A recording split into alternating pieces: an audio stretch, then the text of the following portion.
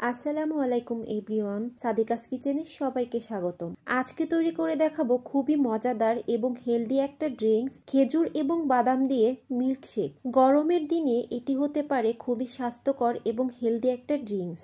আর এই ড্রিঙ্কসটা তৈরি করতে লাগে খুবই কম সময় এবং খুবই অল্প উপকরণ, যেগুলো সবসময় আমাদের বাসায় কম বেশিই থাকে। তো চলুন দেখে নেওয়া যাক কিভাবে এই সহজ এবং হেলদি ড্রিঙ্কসটা তৈরি করে নেওয়া যায়। প্রথমেই নিয়ে নিচ্ছি এখানে 6 থেকে 7টা খেজুর।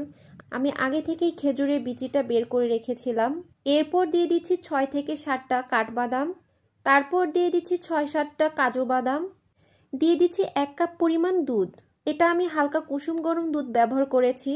এখন সবগুলোকে খুব ভালোভাবে মিশিয়ে আমি রেখে দিব আধা ঘন্টার জন্য। আর নিয়ে নিচ্ছি 1.5 চা চামচ পরিমাণ চিয়া সিড।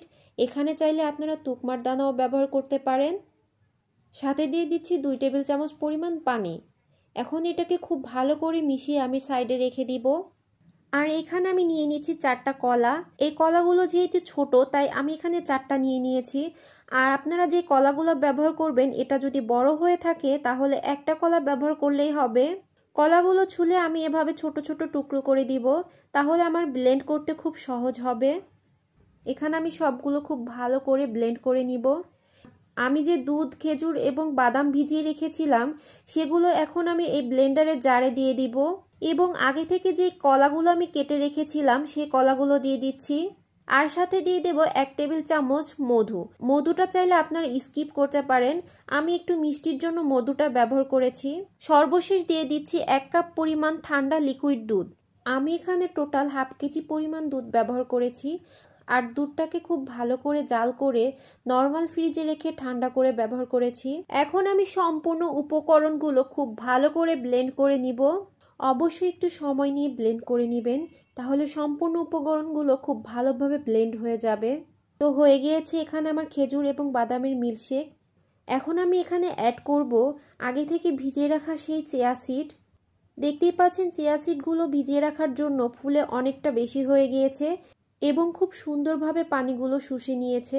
এখন আমি এখানে এই চিয়া সিডগুলো দিয়ে খুব ভালো করে মিশিয়ে নিব। তো তৈরি হয়ে গেল খুবই মজাদার এবং হেলদি খেজুর বাদামের মিল্কশেক। এটা খেতে অসম্ভব মজাদার এবং পুষ্টিকর। সারাদিন রোজা রাখার পর ইফতারিতে এই ড্রিঙ্কসটা তৈরি করে খেলে সারাদিনের ক্লান্তি যেন এক নিমিষেই দূর হয়ে যাবে। পরিবেশনের আগে কিছু পছন্দ মতো কাঠবাদাম কুচি এবং খেজুর দিয়ে পরিবেশন করতে পারেন। এই গরমে এবং ইফতারিতে এরকম ঠান্ডা ঠান্ডা হেলদি ড্রিঙ্কস হলে আর কিছুই লাগবে না। আর এই রেসিপিটি একবার ট্রাই করলে এর স্বাদ কখনোই ভুলবেন না। আশা করছি এই রমজানে অবশ্যই এটা ট্রাই করে দেখবেন এবং আপনাদের কাছে রেসিপিটা কেমন লাগলো অবশ্যই জানাবেন। সেই সাথে বিদায় নিচ্ছি। আল্লাহ হাফেজ।